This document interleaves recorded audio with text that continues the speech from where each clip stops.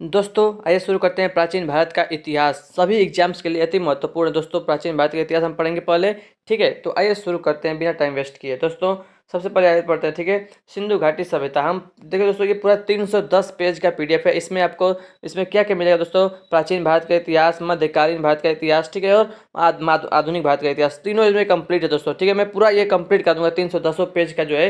अगर दोस्तों आप इसको देख लेते हैं तो कोई भी एग्जाम हो दोस्तों, उसमें जहाँ से हिस्ट्री पूछा जाता है एकदम कंप्लीट हो जाएगा आपका, ठीक है ना। तो आइए शुरू करते हैं सिंधु घाटी सभ्यता। दोस्तों लगभग 1 घंटे की वीडियो बनेगी, ठीक है ना। तो आइए शुरू करते हैं, सिंधु घाटी सभ्यता पढ़ते हैं, ठीक है। इस सभ्यता के प्रथम अवशेष हड़प्पा नामक स्थल से प्राप्त हुए थे, ठीक है दोस्तों।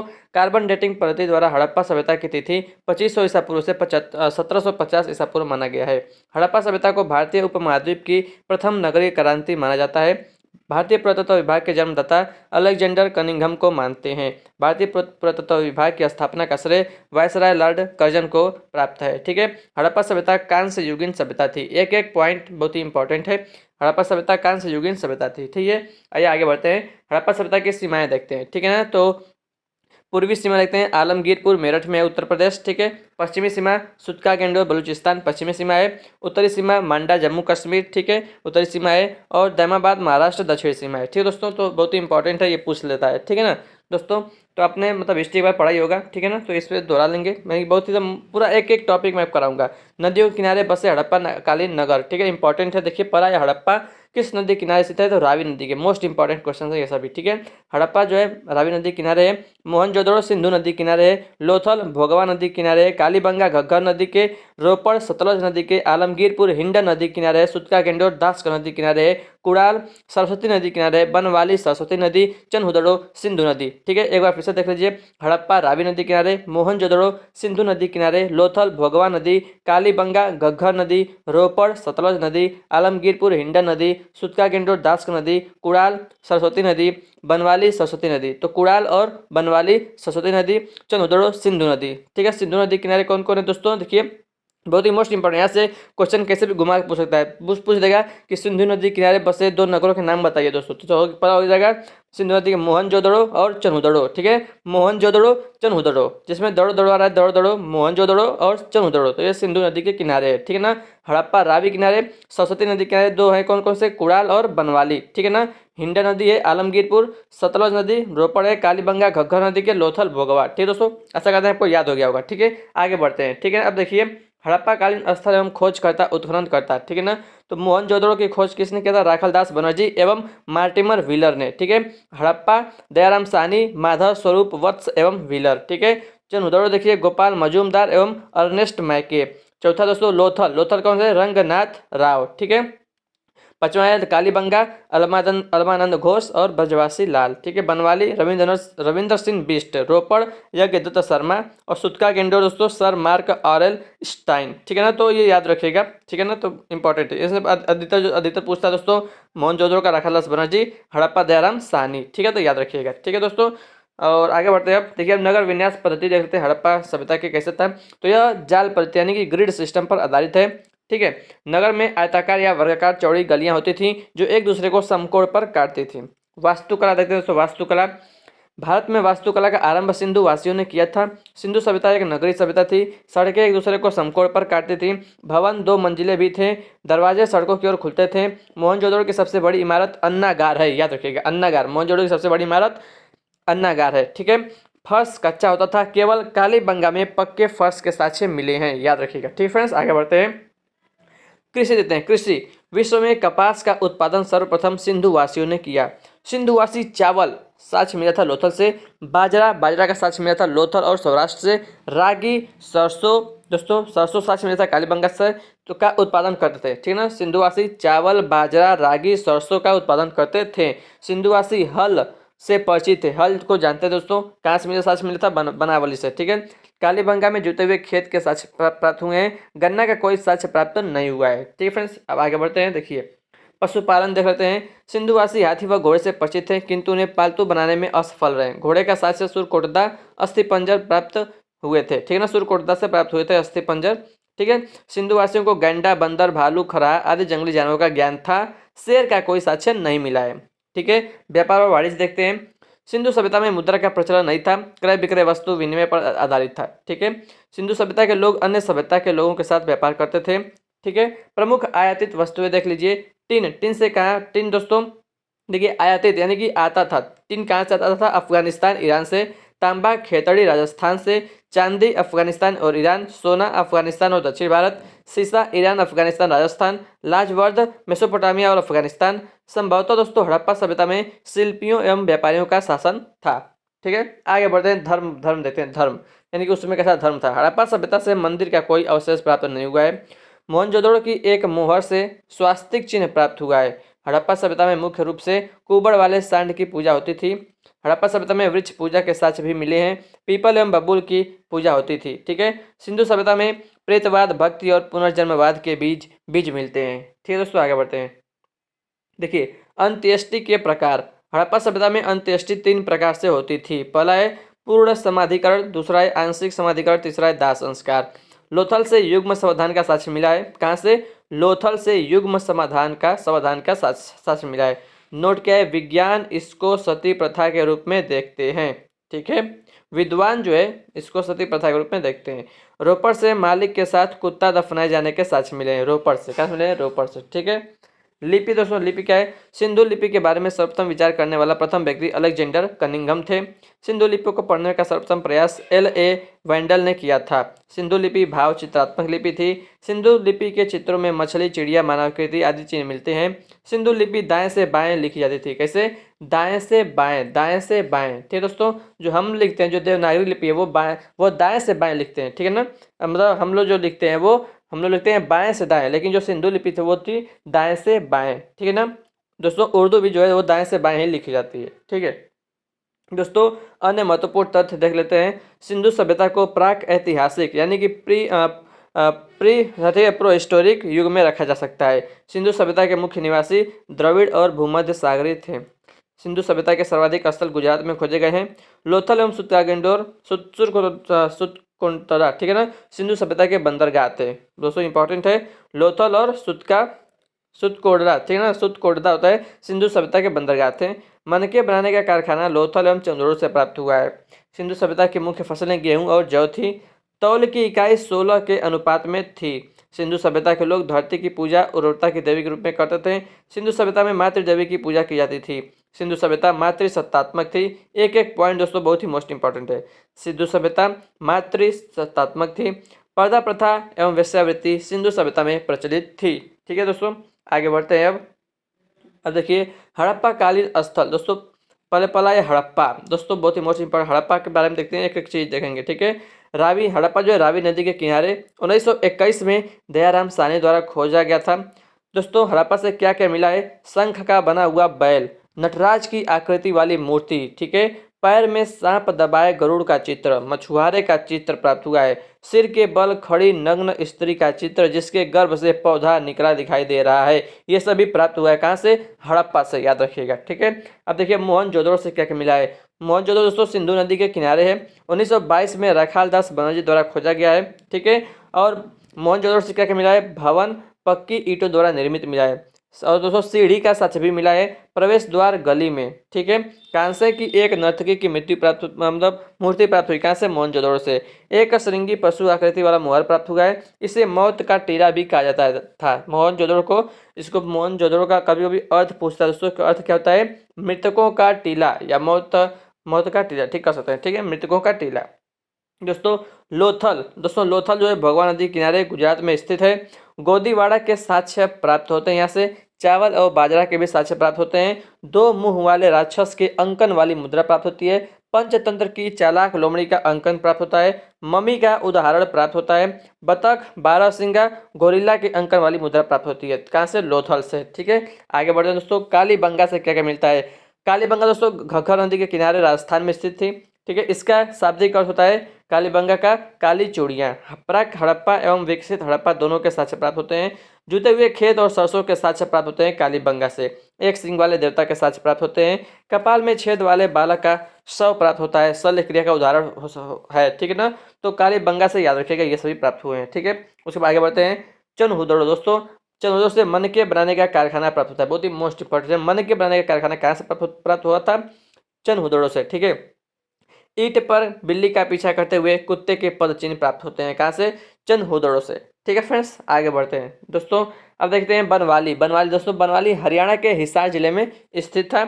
अच्छे किस्म के जौ की प्राप्ति होती है। हल की आकृति वाला खिलौना प्राप्त हुआ है, कहाँ से? बनवाली से, ठीक है। अगला है रोपड़। रोपड़ दोस्तों पंजाब में सतलज नदी के किनारे स्थित है। मानव के साथ कुत्ते के दफनाए जाने का साक्ष्य कहाँ से मिलता है? रोपड़ से मिलता है दोस्तों। उसके बाद है धौलावीरा। धौलावीरा गुजरात के भरूच जिले में स्थित था, ठीक है। यहाँ से जल प्रबंधन के लिए 16 जलाशयों की प्राप्ति होती है धौलावीरा से दोस्तों। अगला है सुरकोटदा। सुरकोटदा गुजरात के कच्छ में स्थित थी।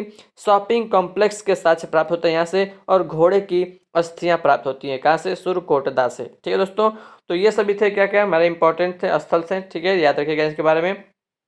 हड़प्पा सभ्यता के पतन के कारण दोस्तों देखिए, देखिए क्या है? पारिस्थितिकी असंतुलन, जल प्लावन, शुष्कता, घग्गर का सूखना, बाह्य आक्रमण, नदी मार्ग में परिवर्तन, प्रशासनिक शिथिलता, बाढ़ का आना, जलवायु में परिवर्तन। तो याद रखिए दोस्तों, ऑप्शन में आपको दे सकता है कि इसमें से कौन सा कारण था या कौन सा नहीं था। आप याद रखिएगा कौन कौन सा है। पारिस्थितिकी असंतुलन, जल प्लावन, शुष्कता, बाह्य आक्रमण, नदी मार्ग में परिवर्तन, प्रशासनिक शिथिलता, बाढ़ का आना, जलवायु में परिवर्तन। तो ये सभी उसके कारण हो सकते हैं, ठीक है, तो याद रखिएगा। अब दोस्तों आगे बढ़ते देखिए, क्षेत्रफल की दृष्टि से हड़प्पा कालीन नगरों का क्रम। दोस्तों देखिए, मोहनजोदड़ो सबसे बड़ा स्थल था, ठीक है, नगर था मोहनजोदड़ो। उसके मोहनजोदड़ो से छोटा था हड़प्पा, हड़प्पा से छोटा धौलावीरा, फिर कालीबंगा, ठीक है। तो ये चार याद रखिएगा, मोहनजोदड़ो सबसे बड़ा, उसके बाद हड़प्पा, फिर धौलावीरा और सबसे छोटा कालीबंगा, ठीक है ना दोस्तों। मोहनजोदड़ो, हड़प्पा, धौलावीरा, कालीबंगा, मोहनजोदड़ो, हड़प्पा, धौलावीरा, कालीबंगा, याद रखिए दोस्तों, ठीक है ना। जितना बार पढ़ेंगे उतना बार आपको मतलब दिमाग में एकदम फिट हो जाएगा। मोहनजोदड़ो, हड़प्पा, धौलावीरा, कालीबंगा। एक बार आंख बंद करके सोचिए, ठीक है ना।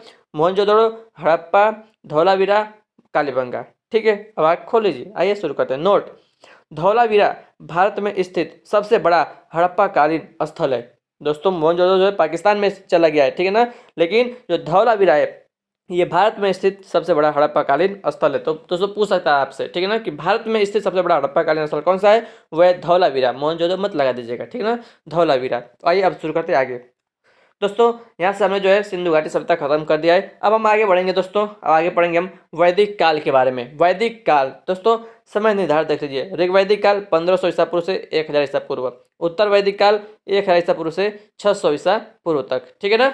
तो ये देख लीजिएगा, ठीक है। ऋग्वैदिक काल 1500 ईसा पूर्व से 1000 ईसा पूर्व। उत्तर वैदिक काल 1000 ईसा पूर्व से 600 ईसा पूर्व, ठीक। आगे बढ़ते हैं। अब देखिए ऋग्वैदिक काल दोस्तों, ऋग्वैदिक काल के बारे में देखते हैं। तो देखिए वैदिक सभ्यता मूलतः ग्रामीण थी। कैसे थी? वैदिक सभ्यता मूलतः ग्रामीण थी। ऋग्वैदिक समाज का आधार परिवार था।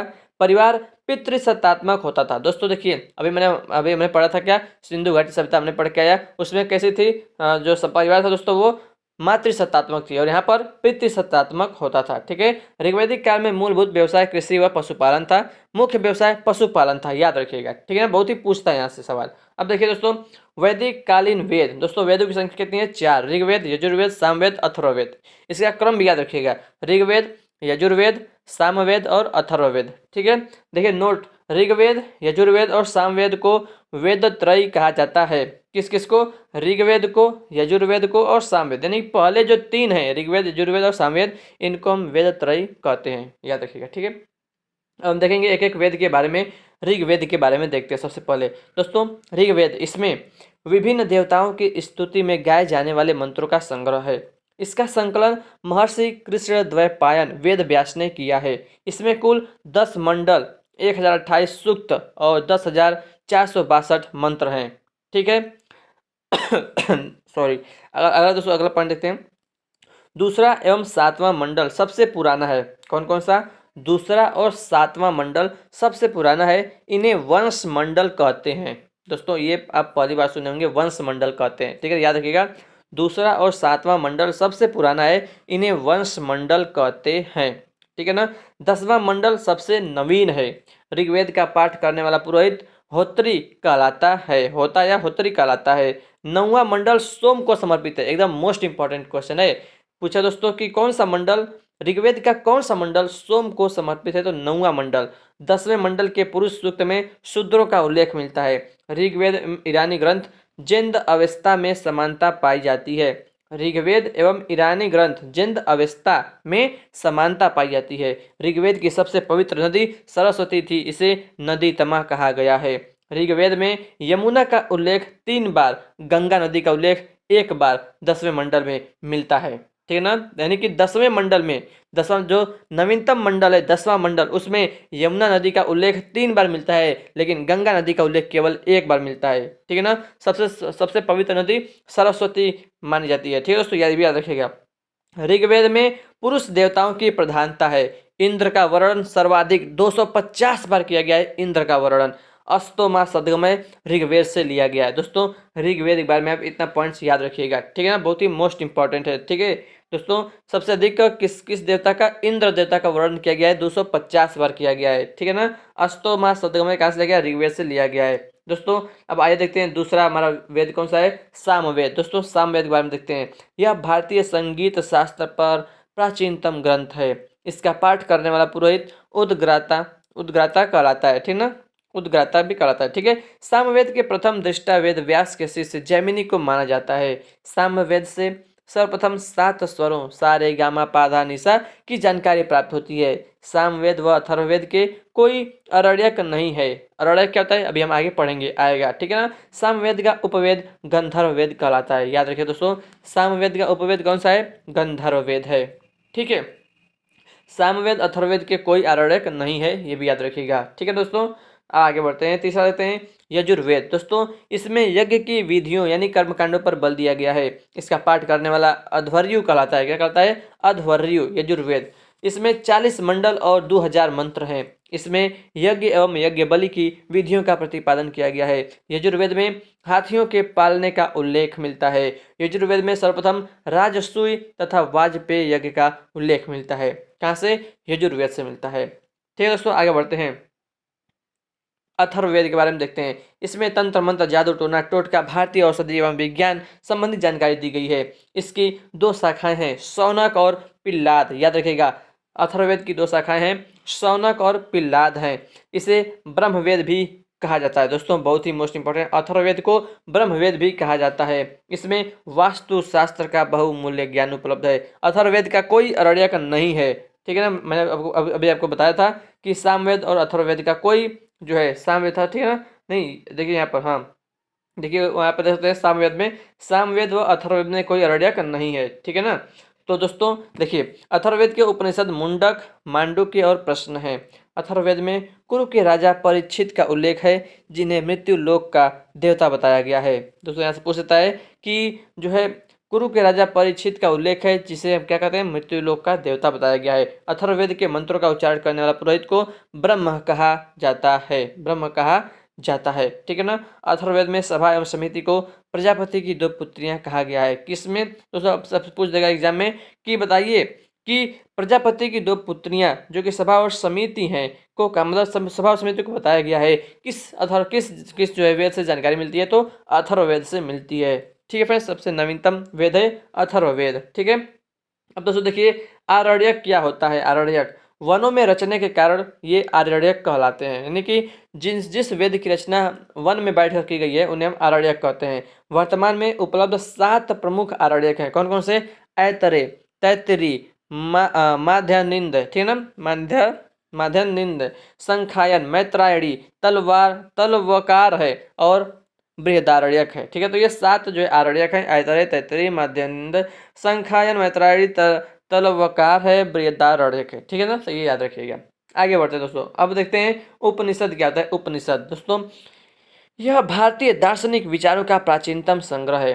क्या है, भारतीय दार्शनिक विचारों का प्राचीनतम संग्रह है। उपनिषदों को भारतीय दर्शन का स्रोत, जनक, पिता कहा जाता है। उपनिषदों को भारतीय दर्शन का स्रोत, जनक का पिता है। दोस्तों क्वेश्चन पूछ देगा कि बताइए कि भारतीय दर्शन का स्रोत या जनक या पिता किसको कहा जाता है। ऑप्शन दे देगा दोस्तों, वेद, पुराण, उपनिषद, वेदांग। ठीक है दोस्तों, तो ऑप्शन में कौन सा सही करेंगे आप, उपनिषद। तो उपनिषद को भारतीय दर्शन का स्रोत या जनक या पिता कहा जाता है। ठीक है, भारतीय दर्शन या भारतीय दार्शनिक विचारों का प्राचीनतम संग्रह, याद रखिएगा उपनिषद। ठीक है, अब दोस्तों वेदांग देखिए क्या होता है। वेदांग दोस्तों, वेदांगों की संख्या कितनी है, 6 है। शिक्षा, विदाई पुरुष की नाक। दोस्तों पहले है कौन कौन से, देखिए शिक्षा है, शिक्षा व्याकरण छंद कल्पसूत्र निरुक्त और ज्योतिष, ठीक है ना। शिक्षा व्याकरण छंद कल्पसूत्र निरुक्त और ज्योतिष, ये 6 वेदांग है। शिक्षा विदाई पुरुष की नाक, व्याकरण विदाई पुरुष का मुख, छंद विदाई पुरुष के पैर बताए गए हैं, कल्पसूत्र निरुक्त और ज्योतिष, ठीक है दोस्तों, तो याद रखिएगा। अब देखिए यहाँ पर वेदों से संबंधित ब्राह्मण, तो पहला वेद है ऋग्वेद, ब्राह्मण कौन सा है, ऐतरेय। सामवेद पंचविंश और जैमिनी। यजुर्वेद शतपथ ब्राह्मण, अथर्ववेद गोपथ ब्राह्मण। तो याद रखिएगा कौन सा ब्राह्मण किस वेद से संबंधित है, ये भी मोस्ट इंपॉर्टेंट, ठीक है ना। ऐतरेय ब्राह्मण ऋग्वेद, पंचविंश जैमिनी, सामवेद शतपथ, यजुर्वेद गोपथ, अथर्ववेद। अब यहाँ पर देखते हैं वेदों से संबंधित उपनिषद देख लीजिए। तो ऐतरेय उपनिषद ऋग्वेद, छांदोग्य सामवेद, बृहदारण्यक यजुर्वेद, मुंडक अथर्ववेद, ठीक है। अगला देखते हैं वेदों से संबंधित अरण्यक। देखिए ऐतरेय अरण्यक ऋग्वेद, छांदोग्य जैमिनी, सामवेद, बृहदारण्यक यजुर्वेद, अथर्ववेद का कोई नहीं, ठीक है। वेदों से संबंधित उपवेद, दोस्तों आयुर्वेद ऋग्वेद से संबंधित है, गंधर्ववेद सामवेद, यजुर्वेद धनुर्वेद, अथर्ववेद शिल्पवेद, ठीक है ना। तो ऋग्वेद से संबंधित उपवेद कौन सा है, आयुर्वेद।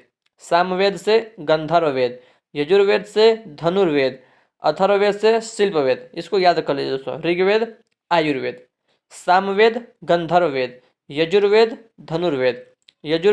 धनुर्वेद, अथर्ववेद शिल्पवेद, ठीक है ना। पहले आता है आयुर्वेद, फिर गंधर्ववेद, धनुर्वेद, शिल्पवेद, ठीक है। आगे बढ़ते दोस्तों, आगे देखिए ऋग्वैदिक राजनैतिक स्थिति। दोस्तों कबीलाई संरचना पर आधारित ग्रामीण संस्कृति थी, कबीलाई संरचना पर आधारित ग्रामीण संस्कृति थी। राजा को जनस्य गोपाय पुरभेत्ता, विस्पति, गणपति या गोपति कहा जाता था। राजा को जनस्य गोपा पुरभेंता, विस्पति, गणपति या गोपति कहा जाता था। स्त्रियां सभा समिति एवं विदथ में भाग लेती थीं। याद रखिएगा, स्त्रियां सभा समिति और विदथ में भाग लेती थीं। प्रशासन की सबसे छोटी इकाई कुल अथवा परिवार थी। जन प्रशासन की सर्वोच्च इकाई थी। राजा नियमित अस्थायी सेना नहीं रखता था, ठीक है। दोस्तों देखिए सभा क्या होता है, सभा समिति और विदथ क्या होता है, देख ले। सभा श्रेष्ठ अभिजात लोगों की संख्या थी, यह कुछ न्यायिक अधिकार प्राप्त थे। समिति यह जनसाधारण की संस्था थी। दोस्तों क्वेश्चन पूछा है कि जनसाधारण की संस्था कौन थी, तो समिति थी। अथर्ववेद में सभा एवं समिति को प्रजापति की पुत्रियां कहा गया है। अब विदथ क्या दोस्तों, विदथ संभवतः यह आर्यों की प्राचीनतम संस्था थी। विदथ में लूटी गई वस्तुओं का बंटवारा होता था। ऋग्वेद में विदथ का सर्वाधिक 122 बार प्रयोग हुआ है। ऋग्वेद में विदथ में आध्यात्मिक विचार विमर्श भी होता था। उत्तर वैदिक काल में इसे समाप्त कर दिया गया था, ठीक है। आगे बढ़ते दोस्तों, वैदिक काल के प्रमुख क्षेत्र देखते हैं। वैदिक काल के प्रमुख क्षेत्र सप्त सैंधव, सिंधु, रावी, ब्यास, झेलम, चिनाब, सतलज, सरस्वती का क्षेत्र था। कौन सा, सप्त सैंधव क्षेत्र। उसके बाद है ब्रह्मवर्त, तो ये कौन सा है, दिल्ली के समीप का क्षेत्र क्या कहलाता था, ब्रह्मवर्त। दिल्ली के समीप का क्षेत्र ब्रह्मवर्त। गंगा यमुना का दोआब ब्रह्मर्षि। आर्यावर्त हिमालय से विंध्याचल पर्वत का क्षेत्र आर्यावर्त कहलाता था। दक्षिणापथ दोस्तों विंध्याचल पर्वत के दक्षिण का भाग दक्षिणापथ। उत्तरापथ विंध्याचल के उत्तर में हिमालय का प्रदेश, विंध्याचल के उत्तर में हिमालय का प्रदेश उत्तरापथ। एक बार फिर से देख लीजिए, सप्त संधव सिंधु, रावी, ब्यास, झेलम, चिनाब, सतलज, सरस्वती का क्षेत्र सप्त संधव। दिल्ली के समीप का क्षेत्र ब्रह्मवर्त। गंगा यमुना का दोआब ब्रह्मर्षि। हिमालय से विंध्याचल पर्वत का क्षेत्र आर्यावर्त। विंध्याचल पर्वत के दक्षिण का भाग दक्षिणापथ। विंध्याचल के उत्तर में हिमालय का प्रदेश उत्तरापथ, ठीक है। उत्तर में हिमालय का प्रदेश उत्तरापथ, विंध्याचल पर्वत दक्षिण का भाग दक्षिणापथ, ठीक है। हिमालय से विंध्याचल पर्वत का क्षेत्र आर्यावर्त, याद रखिएगा, ठीक है। अन्य तथ्य अथर्ववेद के अनुसार राजा को आय का 1/16वां भाग मिलता था। वैदिक काल में बलि एक कर था, यानी जो ये बलि लिखा है मतलब ये एक प्रकार का कर था। क्या था, टैक्स था, कर, ठीक है। ऐतरेय ब्राह्मण में पुत्री को कृपण कहा गया है तथा दुखों का स्रोत बताया है, ठीक है ना, याद रखिएगा। अन्य तथ्य ये सब तथ्य हैं, ठीक है। अब देखिए ऋग्वैदिक समाज, दोस्तों ये जो था हमारा, इसको देख लीजिए, ये ऋग्वैदिक राजनीतिक स्थिति थी, ठीक है ना। अब देखिए क्या रहा है, ऋग्वैदिक समाज कैसा था, देख लीजिए। ऋग्वैदिक सामाजिक संबंध का आधार गोत्र या जन्म मूलक संबंध था। व्यक्ति की पहचान गोत्र से होती थी। समाज कुछ हद तक समता मूलक था। ऋग्वैदिक काल में समाज 3 भागों में विभाजित था: पुरोहित, राजन्य, सामान्य। पुरोहित, राजन्य, सामान्य। ठीक। ऋग्वेद के 10वें मंडल में वर्णित पुरुष सूक्त में 4 वर्णों की उत्पत्ति का वर्णन मिलता है। समाज पितृसत्तात्मक था, परंतु स्त्रियों की स्थिति बेहतर थी। स्त्रियों का उपनयन संस्कार किया जाता था तथा शिक्षा की व्यवस्था की जाती थी। स्त्रियां सभा, समिति और विदथ में भाग ले सकती थीं। महिलाओं को पति के साथ यज्ञ में भाग लेने का अधिकार भी था। अपारा, अपाला, घोषा, लोपामुद्रा, विश्ववारा तथा सिक्ता को वैदिक ऋचाएं लिखने का श्रेय दिया जाता है। बाल विवाह, तलाक, सती प्रथा, पर्दा प्रथा, बहुपत्नी प्रथा का प्रचलन नहीं था। ठीक है दोस्तों, अगर पूछे इस क्वेश्चन बनाकर पूछ सकता है, इस क्वेश्चन को बढ़ा चढ़ाकर बोलेगा कि क्या बताइए कि क्या ऋग्वैदिक काल में बाल विवाह, तलाक, सती प्रथा, पर्दा प्रथा का इसका सब का प्रचलन था या नहीं था, तो आप कहेंगे नहीं था। ठीक है। विधवा विवाह एवं नियोग प्रथा का प्रचलन था। दोस्तों देख लीजिए, विधवा विवाह और नियोग प्रथा का प्रचलन था, लेकिन बाल विवाह, तलाक, सती प्रथा, पर्दा प्रथा, बहुपत्नी प्रथा का प्रचलन नहीं था। ठीक है। इस काल में दास प्रथा प्रचलित थी, परंतु दासों को घरेलू कार्यों में लगाया जाता था, न कि कृषि कार्यों में। यह भी बहुत मोस्ट इंपॉर्टेंट है। जो दास प्रथा का प्रचलन था वहाँ पे, ठीक है, लेकिन दोस्तों केवल घरेलू कार्य कराए जाते थे, न कि कृषि कार्य कराए जाते थे। ठीक है। जीवन भर अविवाहित रहने वाली लड़कियों को अमाजू कहा जाता था। क्या कहा जाता था? अमाजू। अमाजू, तो उसको आप ट्रिक से याद कर सकते हैं। अमाजू यानी कि जो महिला, जो लड़की अविवाहित रहेगी, शादी नहीं करेगी, तो वो क्या बर्तन मांजेगी? मतलब नहीं मांजेगी, तो अमाजू याद रखिएगा ट्रिक से। ठीक है। तो क्या कहा जाता था? अमाजू। मुख्य भोज्य पदार्थ चावल और जौ था। घोड़े का मांस अश्वमेध यज्ञ के अवसर पर खाया जाता था। दोस्तों बड़ा इंपॉर्टेंट बात कहा दिया है। अश्वमेध यज्ञ के अवसर पर क्या खाया जाता था? घोड़े का मांस खाया जाता था। गाय को अघन्या यानी कि न मारने योग्य कहा जाता था। ठीक है दोस्तों, आगे बढ़ते हैं। आभूषण के बारे में देख लेते हैं। किसके? देखिए, ये था ऋग्वैदिक समाज। तो ऋग्वैदिक समाज के अब आभूषण के बारे में देख लेते हैं। दोस्तों देखिए, कान के आभूषण, कर्ण शोभन। कुरीर क्या होता था? देखिए, अगर पूछेगा कर्ण शोभन क्या है, तो कान के आभूषण, ये तो सिंपल है। ठीक है। ये कुरीर क्या होता है? कुरीर सिर पर धारण करने वाला आभूषण, उसको हम क्या कहते थे? कुरीर। निष्क क्या है? निष्क, निष्क गले का आभूषण। गले का आभूषण क्या बोलते हैं? निष्क बोलते हैं। ठीक है। और दोस्तों ज्योचनी, ज्योचनी मीन्स होता है अंगूठी। याद रखिएगा, अंगूठी, ज्योचनी। निष्क गले का आभूषण, कुरीर सिर पर धारण करने वाला आभूषण, कर्ण शोभन कान के आभूषण। ठीक है। दोस्तों देखते हैं ऋग्वैदिक अर्थव्यवस्था। दोस्तों ग्रामीण संस्कृति एवं पशुचारण मुख्य तथा कृषि गौण व्यवस्था था। संपत्ति का मुख्य रूप जो है गोधन था। आर्य मुख्यतः 3 धातुओं सोना, कांसा, तांबा का उपयोग करते थे। सोना, कांसा, तांबा, याद रखिएगा, सोना, कांसा, तांबा का उपयोग करते थे। तांबे और कांसे के लिए अयस शब्द का उपयोग किया जाता था। तांबे और कांसे के लिए अयस शब्द का प्रयोग किया जाता था। ये लोग लोहे से परिचित नहीं थे। लोहे का प्रयोग उत्तर वैदिक काल में हुआ। ठीक है दोस्तों, ऋग्वैदिक काल में नहीं हुआ। ऋग्वेद में एक ही अनाज यौ यानी कि जौ का उल्लेख है। वस्त्र बनाना प्रमुख शिल्प था। ये काम स्त्रियां करती थी। ऋग्वेद में कपास का उल्लेख नहीं मिलता है। व्यापारियों को पड़ी कहा जाता था। बहुत ही मोस्ट इंपॉर्टेंट है कि व्यापारियों को क्या कहा जाता था? पड़ी। ठीक है ना। मुद्रा के रूप में निष्क एवं शतमान का उल्लेख मिलता है, परंतु ये नियमित मुद्रा नहीं थी। ठीक है दोस्तों, यहाँ पर निष्क आया है, तो निष्क हम लोग किसको कहते हैं? देखिए, निष्क गले का आभूषण को भी हम निष्क कहते हैं। ठीक है ना। अब आगे बढ़ते हैं। ऋग्वैदिक धर्म की स्थिति। दोस्तों लोग बहुदेववादी होते हुए भी एकेश्वरवाद में विश्वास करते थे। धर्म मुख्यतः प्रकृति पूजक एवं यज्ञ केंद्रित था, यानी कि प्रकृति पूजा करते थे और यज्ञ करते थे लोग। ठीक है। प्राकृतिक शक्तियों का मानवीकरण कर उनकी पूजा की जाती थी। इंद्र इंद्र जो है गाय खोजने वाला, शर्मा कुतिया, विषभ बैल और सूर्य अश्व के रूप में पूजा की जाती थी। ठीक है ना।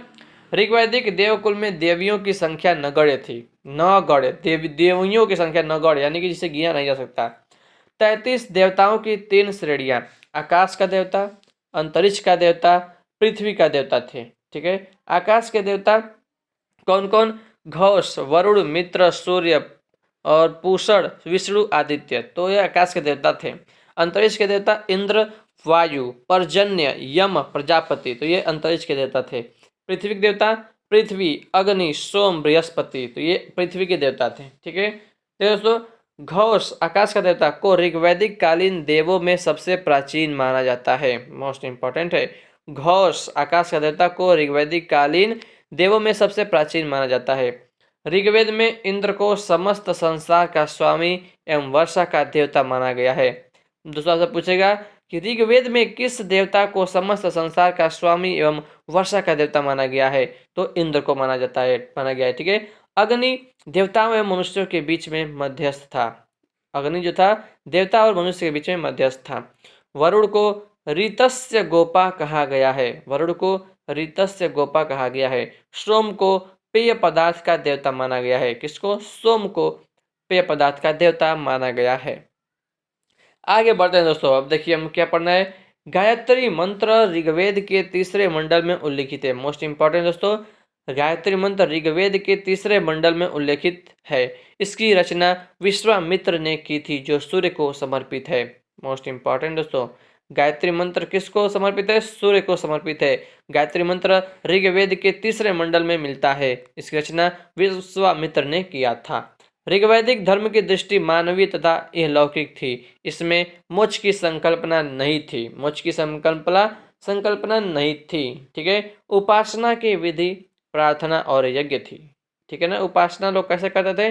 प्रार्थना करते थे या तो यज्ञ करते थे। यज्ञ के स्थान पर प्रार्थना का अधिक प्रचलन था। दोस्तों मोस्ट इंपॉर्टेंट, क्यों क्या लोग अधिक करते थे? प्रार्थना अधिक करते थे। ठीक है ना, क्योंकि यज्ञ करेंगे तो भाई थोड़ा टाइम देर लगेगा, है कि नहीं। ऋग्वैदिक काल में प्रयोग किए जाने वाले शब्द, दोस्तों मोस्ट, राजा को क्या कहा जाता था?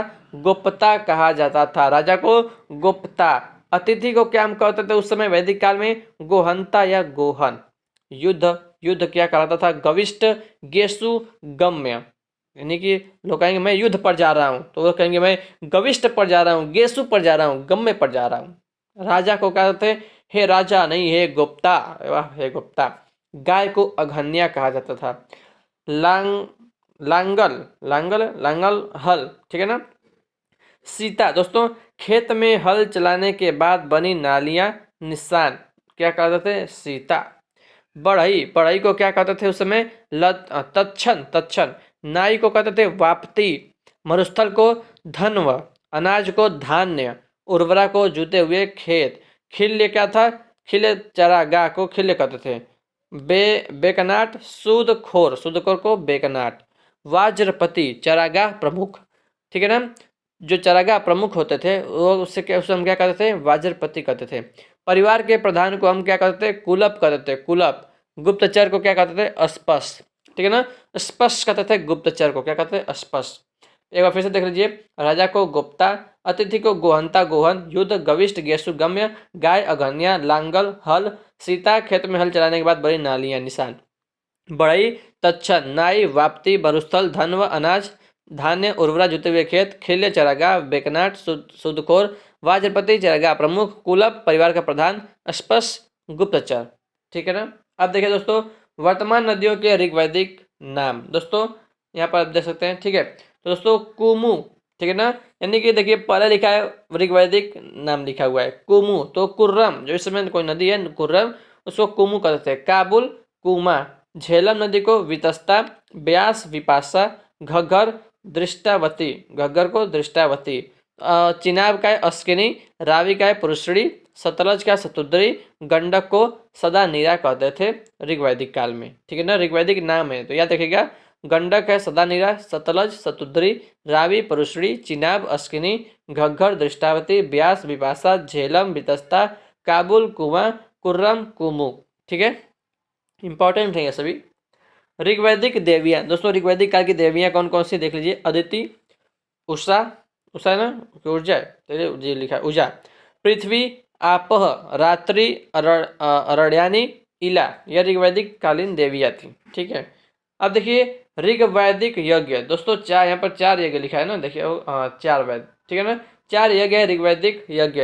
पहला है, यानी कि उस समय 4 यज्ञ ये किए जाते थे। पहला है राजसूय यज्ञ। तो इससे में क्या होता था? राजसूय यज्ञ में राजा के सिंहासन रोहड़ से संबंधित, यानी कि जब राजा का सिंहासन रोहड़ करवाया जब होता था, ठीक है ना, तो राजसूय यज्ञ करते थे। वाजपेय यज्ञ क्या है? शौर्य प्रदर्शन व मनोरंजन से संबंधित यज्ञ था, शौर्य प्रदर्शन वाजपेय यज्ञ। दोस्तों वाजपेय यज्ञ मतलब क्या था कि देखिए, मान लीजिए आपने बाहुबली पिक्चर देखा होगा, जब दोस्तों युद्ध करने जाते थे लोग, ठीक है, तो वहाँ पर यज्ञ होता था। आपने जो जब वहाँ पर युद्ध, जब लड़ाई वाला सीन देखा होगा, तो वहाँ पर जो है पहले यज्ञ होता है, उसके बाद युद्ध होता है ना। तो जो युद्ध जो वो यज्ञ कर रहे थे, वही है वाजपेय यज्ञ, शौर्य प्रदर्शन, यानी कि जब शौर्य को दिखाने से पहले जो यज्ञ करते थे उसको कहते थे वाजपेय यज्ञ, ठीक है ना। उसके बाद है अश्वमेघ यज्ञ, राजनीतिक विस्तार हेतु घोड़े की बलि दी जाती थी। इसमें कुछ सैनिकों के साथ घोड़ा स्वतंत्र छोड़ा जाता था। वह घोड़ा जितने क्षेत्रों में जाता था वहां राजा का अधिकार हो जाता था। ये आप जानते हो अश्वमेघ यज्ञ के बारे में, ठीक है। उसके बाद है अग्निश अग्निजोश क्या लिखा है? अग्निष्टोम यज्ञ, अग्निष्टोम यज्ञ, देवताओं को प्रसन्न करने हेतु अग्नि को पशु बलि दी जाती थी। देख सकते हैं दोस्तों, ठीक है ना। तो ये 4 यज्ञ हैं, राजसूय यज्ञ, वाजपेय यज्ञ, अश्वमेघ यज्ञ, अग्निष्टोम यज्ञ, ठीक है ना। तो ये चारों याद रखिएगा और किससे संबंधित है याद रखिएगा, ठीक है ना दोस्तों। अब यहाँ पर हमारा ऋग वैदिक काल खत्म हो गया। अब हम पढ़ेंगे उत्तर वैदिक काल, ठीक है ना, उत्तर वैदिक काल। दोस्तों देखिए, अब पढ़ते हैं उत्तर वैदिक काल के बारे में, ठीक है ना दोस्तों। अगर आपको वीडियो पसंद है, वीडियो को लाइक जरूर कर दीजिएगा, बहुत मेहनत से मैं आपके लिए बना रहा हूँ, ठीक है ना। तो एकदम मजे से मजे मजे में पढ़ेंगे हम लोग को पूरा याद हो जाएगा, ठीक है ना। तो उत्तर वैदिक काल देखते हैं।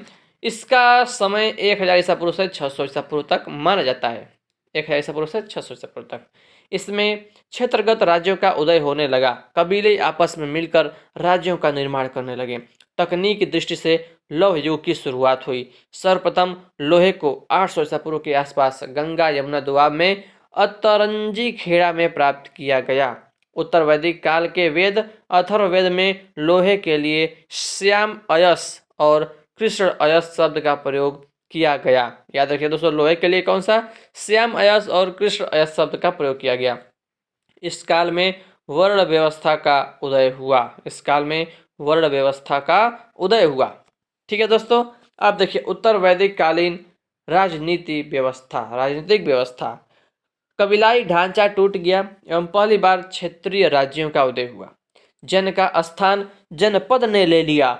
युद्ध गायों के लिए न होकर क्षेत्र के लिए होने लगा। सभा एवं समितियों पर राजाओं, पुरोहितों एवं धनी लोगों का अधिकार हो गया। विदत को समाप्त कर दिया गया। उत्तर वैदिक काल में स्त्रियों को सभा की सदस्यता से बहिष्कृत कर दिया गया। राजा अत्यधिक ताकतवर हो गया एवं राष्ट्र शब्द की उत्पत्ति हुई। बलि के अतिरिक्त भाग तथा शुल्क 2 नए टैक्स लगाए गए। राजा की सहायता करने वाले उच्च अधिकारी रत्निन कहलाते थे। राजा कोई अस्थायी सेना नहीं रखता था। दोस्तों याद रखिएगा, एक बार फिर से पढ़ लेते हैं, ठीक है ना।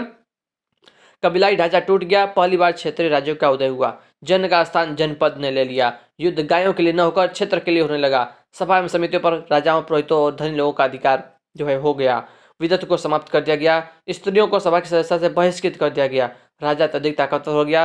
राष्ट्र शब्द की उत्पत्ति हुई। बलि के अतिरिक्त भाग एवं शुल्क 2 नए टैक्स लगाए गए। राजा की सहायता करने वाले उच्च अधिकारी रत्निन कहलाते थे। राजा कोई अस्थायी सेना नहीं रखता था। आगे बढ़े दोस्तों, उत्तर वैदिक सामाजिक व्यवस्था देखते हैं कैसी थी। वर्ण व्यवस्था का आधार कर्म पर आधारित न होकर जन्म पर हो गया। इस समय लोग अस्थायी जीवन जीने लगे। चारों वर्ण पुरोहित, क्षत्रिय, वैश्य, शूद्र स्पष्टतः स्थापित हो गए। यज्ञ का महत्व बढ़ा और ब्राह्मणों की शक्ति में अपार वृद्धि हुई। ऐतरेय ब्राह्मण में चारों वर्णों के कार्यों का उल्लेख मिलता है। इस काल में 3 आश्रम ब्रह्मचर्य, गृहस्थ और वानप्रस्थ की स्थापना हुई। कौन कौन से 3 आश्रम हैं? ब्रह्मचर्य, गृहस्थ और वानप्रस्थ, ठीक है। चौथा आश्रम संन्यास महाजनपद काल में जोड़ा गया था। मोस्ट इंपॉर्टेंट डिफरेंस यहाँ पर देख लीजिए। चौथा जो आश्रम है संन्यास महाजनपद काल में जोड़ा गया था, ठीक है ना। 3 आश्रम थे, ब्रह्मचर्य, गृहस्थ और वानप्रस्थ, ठीक है।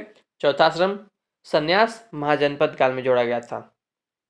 दोस्तों जावालोपनिषद में सर्वप्रथम चारों आश्रमों का उल्लेख मिलता है। किसमें? जावालोपनिषद में सर्वप्रथम चारों आश्रमों का उल्लेख मिलता है। स्त्रियों को शिक्षा प्राप्ति का अधिकार था। बाल विवाह नहीं होता था। विधवा विवाह, नियोग प्रथा के साथ अंतः जातीय विवाह का प्रचलन था। स्त्रियों की स्थिति में गिरावट आई थी।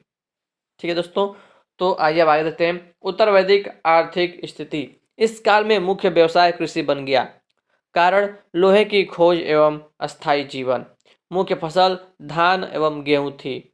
यजुर्वेद में व्रीहि, धान को कहते थे क्या, व्रीहि व्रीहि, जौ को यव, गेहूं गोधूम की चर्चा मिलती है। यजुर्वेद में धान जौ और गेहूं की चर्चा मिलती है। उत्तर वैदिक काल में कपास का उल्लेख नहीं हुआ, ऊन शब्द का उपयोग हुआ है। उत्तर वैदिक सभ्यता भी ग्रामीण ही थी। इसके अंत में हम नगरों का आभास पाते हैं। हस्तिनापुर एवं कौशाम्बी प्रारंभिक नगर थे। नियमित सिक्के का प्रारंभ अभी नहीं हुआ था। सामान्य लेन देन वस्तु विनिमय द्वारा होता था। निष्क, शतमान, पाद एवं कृषणल माप की इकाइयाँ थी। कौन कौन थी? निष्क, शतमान, पाद और कृषणल माप की इकाइयाँ थी। सर्वप्रथम अथर्ववेद में चांदी का उल्लेख हुआ है। दोस्तों इंपॉर्टेंट है, इसमें अथर्ववेद में चांदी का उल्लेख हुआ है। लाल मृदभांड इस काल में सर्वाधिक प्रचलित थे। लाल मृदभांड इस काल में सर्वाधिक प्रचलित थे। ठीक है ना। उत्तर वैदिक काल में, उत्तर वैदिक जो है धार्मिक स्थिति कैसी थी? धर्म का स्वरूप बहुदेववादी तथा उद्देश्य भौतिक सुखों की प्राप्ति था। प्रजापति विष्णु तथा रुद्र महत्वपूर्ण देवता के रूप में स्थापित हो गए। सृजन के देवता प्रजापति का सर्वोच्च स्थान था। पूषण शूद्रों के देवता थे। कौन थे शूद्रों के देवता? पूषण, पूषण याद रखिएगा, पूषण। ठीक है। यज्ञ का महत्व बढ़ गया एवं जटिल कर्मकांडों का समावेश हुआ। मृत्यु की चर्चा सर्वप्रथम शतपथ ब्राह्मण में मिलती है। मृत्यु की चर्चा सर्वप्रथम शतपथ ब्राह्मण में मिलती है। सर्वप्रथम मोक्ष की चर्चा उपनिषद में मिलती है। दोस्तों मृत्यु की चर्चा मिलती है किसमें? मृत्यु की शतपथ ब्राह्मण, मोक्ष की उपनिषद में मिलती है। पुनर्जन्म की अवधारणा सर्वप्रथम बृहदारण्यक उपनिषद में मिलती है। दोस्तों याद रखिएगा, मृत्यु शतपथ ब्राह्मण, मोक्ष उपनिषद, पुनर्जन्म बृहदारण्यक उपनिषद में मिलती है। ठीक है, आगे बढ़ते हैं दोस्तों। आप आश्रम व्यवस्था देखते हैं। आश्रम व्यवस्था की स्थापना उत्तर वैदिक काल में हुई। छांदोग्य उपनिषद में केवल 3 आश्रमों का उल्लेख है। ठीक है। सर्वप्रथम जाबालोपनिषद में 4 आश्रम बताए गए हैं। किस कौन से? जाबालोपनिषद में। ठीक है ना। नोट, उत्तर वैदिक काल में केवल 3 आश्रम ब्रह्मचर्य, गृहस्थ और वानप्रस्थ, ब्रह्मचर्य, गृहस्थ और वानप्रस्थ की स्थापना हुई थी। चौथा आश्रम संन्यास महाजनपद काल में स्थापित किया गया है। यह भी अभी हमने पढ़ा था पीछे। ठीक है ना दोस्तों। अब आया इंपॉर्टेंट चीज, आश्रम। देखिए पढ़ा है ब्रह्मचर्य आश्रम, 4 आश्रम है, ब्रह्मचर्य, गृहस्थ, वानप्रस्थ और संन्यास। संन्यास को लास्ट में जोड़ा गया महाजनपद काल में। ठीक है। तो ब्रह्मचर्य आश्रम दोस्तों, आयु देखिए 0 से 25 वर्ष। दोस्तों अगर कोई व्यक्ति 0 से 25 वर्ष के बीच में है तो वो ब्रह्मचर्य आश्रम में रहता है। तो इसमें इस एज में वो क्या कर सकता है? क्या करता था उस समय? ज्ञान प्राप्ति करता था। 0 से 25 वर्ष तक ज्ञान प्राप्ति, यानी कि जब वो 4-5 साल का हो जाता था तब जाता था ज्ञान प्राप्ति करने। ठीक है, तो मतलब समझ लीजिएगा। तो 0 से 25 ज्ञान प्राप्ति था। पुरुषार्थ क्या था? धर्म। ठीक है ना। अब दोस्तों उसके बाद क्या होता था जब वो ज्ञान प्राप्त कर लेता था? दूसरा आश्रम होता था गृहस्थ आश्रम, यानी कि 26 से 50 वर्ष तक। इसमें दोस्तों वो सांसारिक जीवन जीता था, यानी कि शादी करता था, बच्चे करता था, अब जो करता था। ठीक है ना, यानी कि वो सांसारिक जीवन जीता था। ठीक, इसमें पुरुषार्थ क्या है? अर्थ व काम। ठीक है ना दोस्तों। उसके बाद है वानप्रस्थ आश्रम, 51 से 75 वर्ष। दोस्तों इसके बाद वो सांसारिक जीवन त्याग देता था और मनन चिंतन और ध्यान करने लगता था। ठीक है ना, मनन चिंतन और ध्यान। तो पुरुषार्थ क्या है? मोक्ष है दोस्तों। उसके बाद चौथा आश्रम संन्यास, 76 से 100 वर्ष तक। दोस्तों मोक्ष हेतु तपस्या करता था इस समय व्यक्ति। ठीक है ना। और पुरुषार्थ क्या था? मोक्ष। तो याद रखिएगा दोस्तों, ब्रह्मचर्य आश्रम 0 से 25, ठीक है, ज्ञान प्राप्ति। गृहस्थ आश्रम 26 से 50, सांसारिक जीवन। वानप्रस्थ आश्रम 51 से 75, मनन चिंतन ध्यान। और संन्यास आश्रम में 76 से 100 वर्ष, मोक्ष हेतु तपस्या। पुरुषार्थ याद रखेगा धर्म अर्थ काम मोक्ष मोक्ष। ठीक है ना। आगे बढ़ते हैं। नोट देखिए, नोट क्या लिखा है? गृहस्थ आश्रम को सभी आश्रमों में श्रेष्ठ माना जाता है क्योंकि इस आश्रम में मनुष्य त्रिवर्ग पुरुषार्थों धर्म अर्थ और काम का एक साथ उपयोग करता है। धर्म अर्थ और काम तीनों का उपयोग करता है। किसमें? किस दोस्तों आपको पूछ देगा कि ऋग्वैदिक यानी कि ये उत्तर वैदिक का चला है, उत्तर वैदिक काल में किस आश्रम को सभी आश्रमों से श्रेष्ठ माना जाता है? तो गृहस्थ आश्रम को। ठीक है। इसी आश्रम में त्रिऋण से निवृत्त होता है। देखिए तीन को कौन कौन से ऋण है, ऋषि ऋण, पितृ ऋण और देव ऋण। तो देखिए ऋषि ऋण क्या है, यज्ञ ग्रंथों का अध्ययन, पितृ ऋण पुत्र प्राप्ति, देव ऋण यज्ञ करना। तो ये भी याद रखिएगा, ठीक है। देखिए अभी नोट क्या है, एक और नोट है, शूद्र मात्र गृहस्थ आश्रम को ही अपना सकते थे, अन्य आश्रमों को नहीं। दोस्तों उसमें जानते थे कि वर्ण व्यवस्था थी, तो जो शूद्र थे वो केवल गृहस्थ आश्रम को ही अपना सकते थे, यानी कि वो सांसारिक जीवन में ही लगे रहेंगे। उन्हें वो न तो ज्ञान प्राप्ति कर सकते हैं, मनन चिंतन ध्यान मोक्ष हेतु तपस्या नहीं करते थे, केवल केवल वो गृहस्थ आश्रम को ही अपना सकते थे, अन्य आश्रमों को नहीं, ठीक है ना। आगे बढ़ते हैं दोस्तों, वर्ण व्यवस्था देख लेते हैं। ऋग्वेद के 10वें मंडल में 4 वर्णों का उल्लेख है। ऋग्वैदिक काल में वर्णों का आधार कर्म था, परंतु उत्तर वैदिक काल में आधार जन्म जात बना दिया गया था। दोस्तों याद रखिएगा, ऋग्वैदिक काल में वर्णों का आधार कर्म था, कर्म, परंतु उत्तर वैदिक काल में आधार जन्म जात बना दिया गया था, यानी कि जिस जन्म में जिस जाति में जिस जो है जिसमें जन्म लगा वही बन जाएगा। तो जैसे पुरोहित, दोस्तों देखिए पुरोहित, तो पुरोहित की उत्पत्ति कहते हैं कि ब्रह्मा के मुख से हुई थी। कार्य क्या था, इन लोगों का धार्मिक अनुष्ठान करते थे, ठीक है। क्षत्रिय की उत्पत्ति ब्रह्मा की भुजा से, कार्य शासक वर्ग धर्म की रक्षा। वैश्य, दोस्तों वैश्य उत्पत्ति कहाँ से हुई थी, ब्रह्मा की जंघाओं से, ठीक है, जंघा से। कार्य क्या था, कृषि व्यापार वाणिज्य। तो अगला है दोस्तों शूद्र, तो उत्पत्ति ब्रह्मा के पैर से हुई थी। इनका कार्य क्या था, शूद्रों का सेवा कार्य करते थे, अन्य वर्ग के लोगों की सेवा करते थे, ठीक है ना। नोट क्या है दोस्तों, उत्तर वैदिक काल में शूद्रों को गैर आर्य माना जाता था। उत्तर वैदिक काल में शूद्रों को गैर आर्य माना जाता था। कर की अदायगी केवल वैश्य किया करते थे, कर की जो अदायगी थी केवल वैश्य किया करते थे, यानी कि केवल यही लोग जो है कर देते थे, ठीक है ना, टैक्स देते थे और कोई नहीं देता था, ठीक है। आगे बढ़ते हैं दोस्तों, देखिए विवाहों के प्रकार। दोस्तों आप बता सकते हैं कि 8 प्रकार के विवाह दिया गया था। पहला है ब्रह्म विवाह, समान वर्ण में विवाह, कन्या का मूल देकर होता था, ब्रह्म विवाह उसको हम कहते थे। समान वर्ण में विवाह होता था तो उसे कहते क्या, ब्रह्म विवाह। उसके बाद है देव विवाह, पुरोहित के साथ विवाह, दक्षिणा सहित, ठीक है ना। तो देव विवाह, पुरोहित के साथ विवाह। उसके बाद है आर्य विवाह, कन्या के पिता को वर एक जोड़ी बैल प्रदान करता था। इस विवाह में क्या होता था, आर्य विवाह में कन्या के पिता को नर जो है एक जोड़ी बैल प्रदान करता था। प्रजापत्य विवाह, बिना लेन देन योग्य वर के साथ विवाह, यानी कि इसमें कोई लेन देन नहीं होता था, केवल योग्य वर के साथ विवाह होता था, इसको कहते हैं प्रजापत्य विवाह। असुर विवाह, कन्या को उसके माता पिता से खरीद कर विवाह होता था, इसे कहते थे असुर विवाह। छठवां है गंधर्व विवाह, ये प्रेम विवाह था, ठीक है ना। राक्षस विवाह, पराजित राजा की पुत्री, बहन या पत्नी से उसकी इच्छा के विरुद्ध जिससे विवाह होता था, तो ये कौन सा विवाह था, राक्षस विवाह।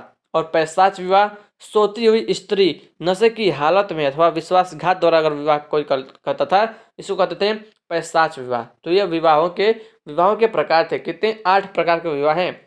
ब्रह्म विवाह, देव विवाह, आर्य विवाह, प्रजापत्य विवाह, असुर विवाह, गंधर्व विवाह, राक्षस विवाह और पैशाच विवाह। एक बार फिर से देख लीजिए, ब्रह्म विवाह में समान वर्ण में विवाह, देव विवाह पुरोहित के साथ विवाह, आर्य विवाह कन्या के पिता को नर एक जोड़ी बैल प्रदान करता था, प्रजापत्य विवाह बिना लेन देन योग्य वर के साथ विवाह, असुर विवाह कन्या को उसके माता पिता से खरीद कर विवाह असुर विवाह, गंधर्व विवाह प्रेम विवाह होता था, राक्षस विवाह पराजित राजा की पुत्री बेटी पत्नी से उसकी इच्छा के विरुद्ध, पैशाच विवाह सोती हुई स्त्री नशे की हालत में अथवा विश्वासघात विवाह, इसको क्या कहते थे, पैशाच विवाह। नोट, ब्रह्म विवाह, देव विवाह, आर्य विवाह व प्रजापत्य विवाह ब्राह्मणों के लिए मान्य थे, यानी कि वो केवल यही कर सकते हैं। ब्रह्म विवाह, देव विवाह, आर्य विवाह, प्रजापत्य विवाह ब्राह्मणों के लिए मान्य थे, ठीक है दोस्तों। देखिए असुर विवाह केवल वैश्य और शूद्रों में होता था। असुर विवाह दोस्तों क्या था, असुर विवाह कन्या को उसके माता पिता से खरीद कर विवाह, ठीक है ना, ये कौन सा असुर विवाह था, ये केवल वैश्य और शूद्र में होता था। गंधर्व विवाह केवल क्षत्रियों में होता था। गंधर्व क्या दोस्तों, प्रेम विवाह जो है केवल क्षत्रियों में होता था, याद रखिए दोस्तों, ठीक है ना। अब आइए देखते हैं भारतीय दर्शन। दोस्तों भारतीय दर्शन बहुत ही मोस्ट इंपॉर्टेंट है, ठीक है ना। देखिए दोस्तों, पहला दर्शन है सांख्य दर्शन, आधार ग्रंथ क्या इसका है, सांख्य सूत्र, प्रतिपादक कौन है सांख्य दर्शन के, कपिल मुनि। दूसरा है योग दर्शन, आधार ग्रंथ है योग सूत्र, प्रतिपादक है योग दर्शन के पतंजलि। तीसरा है न्याय दर्शन, आधार ग्रंथ न्याय सूत्र, प्रतिपादक है न्याय दर्शन के गौतम। चौथा है वैशेषिक दर्शन, आधार ग्रंथ है वैशेषिक सूत्र, प्रतिपादक है कड़ाद या उलूक। पूर्व मीमांसा के प्रतिपादक देख लीजिए, आधार ग्रंथ है पूर्व मीमांसा सूत्र, प्रतिपादक है जैमिनी। उत्तर मीमांसा के आधार ग्रंथ है ब्रह्मसूत्र, प्रतिपादक है वेद व्यास या वादरायण। दोस्तों दर्शन और प्रतिपादक आपको याद रखने बहुत जरूरी है। सांख्य दर्शन कपिल मुनि, योग दर्शन पतंजलि, न्याय दर्शन गौतम, वैशेषिक दर्शन कड़ाद या उलूक, पूर्व मीमांसा जैमिनी, उत्तर मीमांसा वेद व्यास और वादरायण। ठीक है ना, एक बार फिर से देख लीजिए, जितना पढ़ेंगे आप उतना आपको एकदम कंठस्थ हो जाएगा। सांख्य दर्शन कपिल मुनि, योग दर्शन पतंजलि, न्याय दर्शन गौतम, वैशेषिक दर्शन कड़ाद या उलूक, पूर्व मीमांसा जैमिनी, उत्तर मीमांसा वेद व्यास या वादरायण। ठीक है ना, याद रखिएगा दोस्तों। आगे बढ़ते हैं आप दोस्तों। अब देखिए 10 मिनट 50 मिनट हमने पढ़ लिया है, 1 घंटा तक हम पढ़ेंगे। ठीक है ना। प्राचीन धार्मिक आंदोलन, देखिए इसमें हमें क्या क्या पढ़ना है, तभी उत्तरी वैदिक काल में दोस्तों यहाँ से देखिए जैन धर्म। ठीक है ना, तो यहाँ तक पढ़ लेते हैं हम, ये इसको खत्म कर देते हैं। ठीक है ना, इसको और जैन धर्म बौद्ध धर्म, यहाँ से पूरे जितने भी धर्म है हम अगले वीडियो में पढ़ेंगे दोस्तों। ठीक है, इसको पढ़ लेते हैं। देखिए तो हम लोग अब साथ साथ पढ़ते रहेंगे दोस्तों। ठीक है ना। तो प्राचीन धार्मिक आंदोलन, देखिए दोस्तों धार्मिक आंदोलन के कारण उत्तर वैदिक काल से वर्ण व्यवस्था का जटिल हो जाना। अब वर्ण व्यवस्था कर्म के आधार पर नहीं बल्कि जन्म के आधार पर हो गई थी। यानी कि धार्मिक आंदोलन क्यों हुआ था, क्यों होने लगा, तो दोस्तों उत्तर वैदिक काल से वर्ण व्यवस्था का जटिल हो जाना। अब व्यवस्था जो है कर्म कर्म के आधार पर नहीं बल्कि जन्म के आधार पर हो गई थी, इसलिए। ठीक है ना। उसके बाद देखिए धार्मिक जीवन आडंबर पूर्ण यज्ञ एवं बलि प्रधान बन चुका था। ठीक है दोस्तों। तो उसके बाद क्या है, उत्तर वैदिक काल के अंत तक धार्मिक कर्मकांडों एवं पुरोहितों के प्रभुत्व के विरोध की भावना प्रकट होने लगी। उसके बाद क्या है, उत्तर पूर्वी भारत में कृषि व्यवस्था का विकास भी धार्मिक आंदोलनों की शुरुआत का एक मुख्य कारण था। ठीक है दोस्तों, तो ये प्राचीन धार्मिक आंदोलन के प्रमुख कारण थे। ठीक है ना दोस्तों। देखिए अभी तो हमारा टाइम हुआ है 51 मिनट 52 मिनट हुआ है। ठीक है, यहाँ से हम अगले वीडियो में तो शुरू करेंगे। ठीक है ना, अगले लेक्चर में दोस्तों। तब तक हम जो है पीछे का कुछ दोहरा लेते हैं जो इंपॉर्टेंट है, और हम दोहरा लेते हैं। ठीक है दोस्तों। हम देखिए 19 पेज तक हमने खत्म कर दिया। 19 पेज दोस्तों, देखिए एक दिन में हमने खत्म कर दिया 19 पेज। 310 पेज है तो हम खत्म कर देंगे दोस्तों। ठीक है ना, यार मतलब चिंता मत करेगा। ठीक लिए दोस्तों, इसको देख लीजिए। अभी तुम सांख्य दर्शन कपिल मुनि, योग दर्शन पतंजलि, न्याय दर्शन गौतम, वैशेषिक दर्शन कड़ाद या उलूक, पूर्व मीमांसा जैमिनी, उत्तर मीमांसा वेदव्यास या भद्रायण। ठीक है ना। तो 8 8 मिनट दोस्तों हम जिसको दोहरा लेते हैं। ठीक है ना। तो ये सब देख लीजिए। विवाह कितने प्रकार था, 8 प्रकार के विवाह थे। ठीक है दोस्तों। और देख सकते हैं पूरा हम दोहरा लेते हैं दोस्तों। ये सब याद रखिएगा कि ये सब सिंपल है, अभी याद ही कर लेंगे, बहुत इंपॉर्टेंट है। मतलब ये सब ये भी दोस्तों आपको याद ही हो जाएगा। ठीक है ना।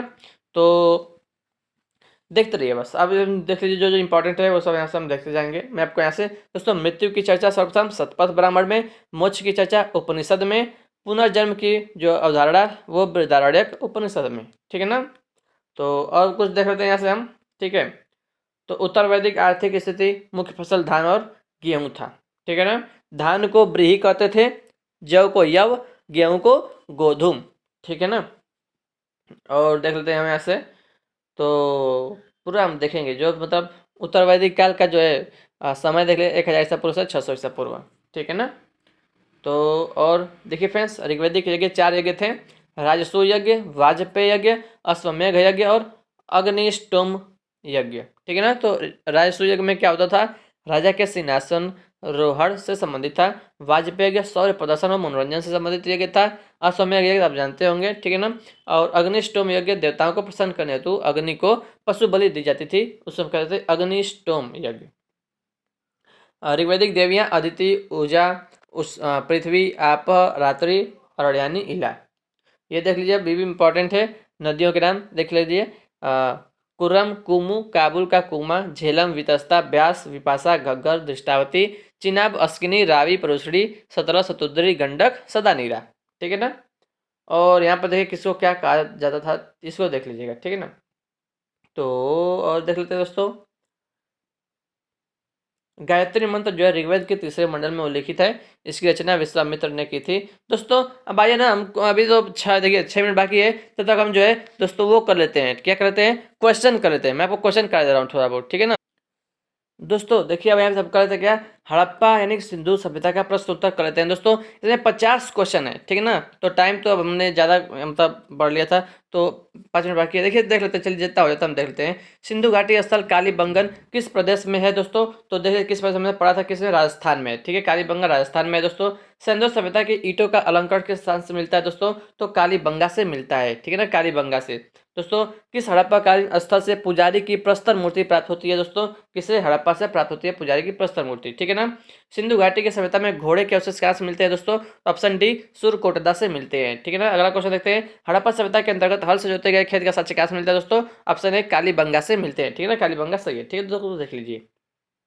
किस हड़प्पाकालीन स्थल से नृत्य वाली मुद्रा इस तरह की कांस्य से मूर्ति प्राप्त होती है दोस्तों? तो कहाँ से मिलती है? मोहनजोदड़ो से मिलती है, ठीक है ना। दोस्तों हम क्या करेंगे, अगले जैसे ना 10 मिनट पहले ही हम जो है पूरा क्वेश्चन चालू करेंगे, जितना पढ़ेंगे उसका क्वेश्चन कर लेंगे, ठीक है ना। सिंधु घाटी की सभ्यता कहाँ तक विकसित थी दोस्तों? तो ऑप्शन सी करेक्ट है, पंजाब, राजस्थान, गुजरात, उत्तर प्रदेश, हरियाणा, सिंधु और बलूचिस्तान, ठीक है ना। सिंधु सभ्यता निम्नलिखित में से किस युग में पड़ता है दोस्तों? तो किस में पड़ता है? ऑप्शन डी, आद्य ऐतिहासिक काल, प्रोटो हिस्टोरिकल पीरियड। ये भी हमने पढ़ा दोस्तों, याद रखिएगा, हमने पढ़ा था इसको, ठीक है ना। सिंधु घाटी की सभ्यता निम्नलिखित में से किस सभ्यता के समकालीन नहीं थी दोस्तों? किसके नहीं थी? ग्रीक की सभ्यता के समकालीन नहीं थी, ठीक है ना। बाकी कौन कौन सी थी? मिस्र, मेसोपोटामिया और चीन की सभ्यता से थी दोस्तों। क्वेश्चन करने से बहुत बहुत चीज जो है डाउट सॉल्व होते हैं, ठीक है ना। हड़प्पा सभ्यता के संपूर्ण क्षेत्र का आकार किस प्रकार का था दोस्तों? त्रिभुजाकार था। ये शायद उसमें नहीं लिखा था, लेकिन ये था, ठीक है दोस्तों, त्रिभुजाकार। हड़प्पा के मिट्टी के बर्तनों पर सामान्यतः किस रंग का उपयोग हुआ था दोस्तों? तो याद रखिएगा, किसका? लाल, ठीक है ना, लाल। सिंध का नखलिस्तान बाग हड़प्पा सभ्यता के किस पुरास्थल को कहा गया दोस्तों? याद रखिएगा, मोहनजोदड़ो को कहा गया, ठीक है ना। मोहनजोदड़ो कहाँ स्थित था दोस्तों? तो ऑप्शन है सिंध में स्थित था, ठीक है ना। सिंध किस सिंधुकालीन स्थल से एक ईंट पर बिल्ली का पीछा करते हुए कुत्ते के पंजों के निशान मिलते हैं दोस्तों? याद रखिएगा, ऑप्शन बी, चंदहुदड़ो से मिलते हैं, इंपॉर्टेंट है, ठीक है ना। हड़प्पा सभ्यता किस युग की थी दोस्तों? हड़प्पा सभ्यता कांस्य युग की थी, याद रखिएगा, कांस्य युगीन, ठीक है ना। दोस्तों सिंधु घाटी के सभ्यता के लोगों का मुख्य व्यवसाय क्या था? तो ऑप्शन डी, व्यापार, ठीक है ना।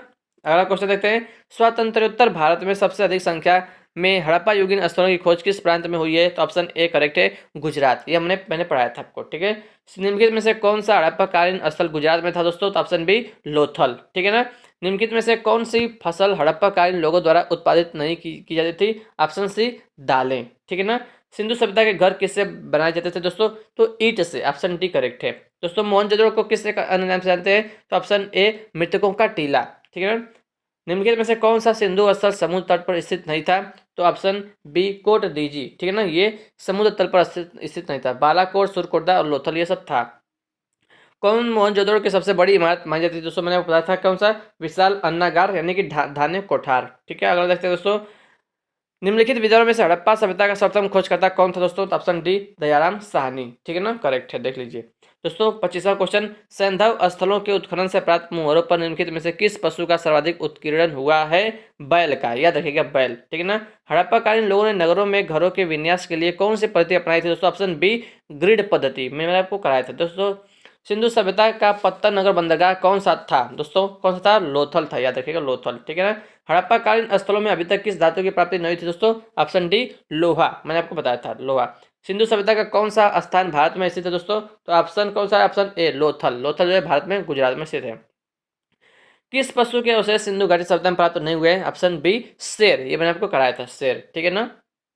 दोस्तों ऑप्शन 31 देख लीजिए, हड़प्पाकालीन समाज किन वर्गों में विभक्त था? तो ऑप्शन सी, विद्वान, योद्धा, व्यापारी और श्रमिक, ठीक है ना। अगला देखते हैं दोस्तों 32, हड़प्पावासी किस धातु से परिचित नहीं थे? तो ऑप्शन डी, लोहा, लोहा से नहीं थे। सिंधु सभ्यता का सर्वाधिक उपयुक्त नाम क्या है दोस्तों? सिंधु घाटी की हड़प्पा सभ्यता, सिंधु सभ्यता का सर्वाधिक उपयुक्त नाम हड़प्पा सभ्यता, ठीक है। सिंधु सभ्यता के बारे में कौन सा कथन असत्य है दोस्तों? तो ऑप्शन बी, लोग लोहे से परिचित थे, ये असत्य कथन है, यानी कि परिचित नहीं थे, ठीक है ना। और उसके बाद देखिए दोस्तों क्या है, हड़प्पा सभ्यता की खोज किस वर्ष हुई थी? तो 1921 में हुई थी। हड़प्पा के काल का तांबे का रथ किस स्थान से प्राप्त होता है दोस्तों? Option D, Daimabad. हड़प्पा सभ्यता के बारे में कौन सी उक्ति सही है? तो सही दोस्तों, उन्होंने पशुपति का सम्मान करना आरंभ कर दिया था, ठीक है ना, ये सही है। हड़प्पा कालीन स्थल रोपड़ पंजाब किस नदी के किनारे दोस्तों? रोपड़ किस नदी के किनारे है? ऑप्शन डी बी, सतलज, ठीक है। मांडा किस नदी के किनारे स्थित है दोस्तों? मांडा चेनाब, मांडा चेनाब, ठीक है। सिंधु घाटी सभ्यता को खोज निकालने में जिन 2 भारतीयों का नाम जुड़ा है, तो किसका जुड़ा है? दयाराम साहनी और राखालदास बनर्जी, ठीक है ना। सिंधु घाटी सभ्यता के विकसित अवस्था में निम्नलिखित में से किस स्थलों में घरों में कुएं के अवशेष मिलते हैं? तो ऑप्शन ए मोहनजोदड़ो करेक्ट है, ठीक है दोस्तों। ए हड़प्पा में एक उन्नत जल प्रबंधन प्रणाली का पता चलता है धौलावीरा से, तो याद रखिएगा। किस पदार्थ का उपयोग हड़प्पा काल की मुद्राओं के निर्माण में मुख्य रूप से किया गया था? तो सेल खड़ी, ठीक है ना, सेल खड़ी। रंगपुर जहाँ हड़प्पा की समकालीन सभ्यता थी है, रंगपुर है सौराष्ट्र में, ठीक है ना। सिंधु सभ्यता में बृहत स्नानागार पाया गया दोस्तों, कहाँ से पाया गया है? मोहनजोदड़ो में पाया गया है, ठीक है। उसके बाद देखिए दोस्तों, हड़प्पा एवं मोहनजोदड़ो की पुरातात्विक खुदाई के प्रभारी थे, कौन थे दोस्तों? Option B sir John Marshall, ठीक है ना। दोस्तों, सिंधु सभ्यता की मुद्रा में किस देवता के रामतुल्य चित्रांकन मिलता है? तो ऑप्शन सी करेक्ट है, आद्य शिव, आद्य शिव। क्वेश्चन नंबर 48, हड़प्पा सभ्यता के निवासी थे, कौन से दोस्तों? क्या थे? शहरी थे, शहरी, ठीक है ना। सिंधु घाटी के लोग विश्वास करते थे दोस्तों किसमें? मातृशक्ति में, ऑप्शन ए करेक्ट है। हड़प्पा सभ्यता का प्रचलित नाम क्या है? सिंधु घाटी की सभ्यता, ऑप्शन बी करेक्ट है दोस्तों। ये 50 क्वेश्चन थे हड़प्पा सिंधु सभ्यता के, प्रस्तुत मैंने आपको करवा दिया है, ठीक है दोस्तों। तो फ्रेंड्स रुकिए एक सेकंड देख लीजिए, वैदिक संस्कृति का ये भी मैंने आपको पूरा आपको पढ़ा दिया है। तो इसमें देख सकते हैं कितने क्वेश्चन हैं। तो दोस्तों 56 क्वेश्चन है। तो चलिए इसको जो दोस्तों जो है मैं अगले लेक्चर में, अगले वीडियो में, तब तक दोस्तों ये इसका आंसर आप कमेंट बॉक्स में बता दीजिएगा। प्रारंभिक आर्यों के बारे में निम्न कथनों में से कौन सा सही नहीं है? ठीक है, वे मुख्यतः नगरों में निवास करते थे, वे संस्कृत बोलने वाले थे, वे घुड़सवारी किया करते थे, वे कई झुंडों में भारत पहुंचे। दोस्तों तो इसका जो है आप बताइएगा कमेंट में आंसर, ठीक है ना। तब तक दोस्तों मैं इस वीडियो को यहीं पर एंड करता हूँ, ठीक है ना। दोस्तों इस वीडियो को लाइक से सब्सक्राइब जरूर करिएगा, इस वीडियो को लाइक कर दीजिएगा और शेयर कर दीजिएगा, ठीक है दोस्तों। मिलते हैं आपसे नेक्स्ट वीडियो में, तब तक के लिए जय हिंद, जय भारत, वंदे मातरम।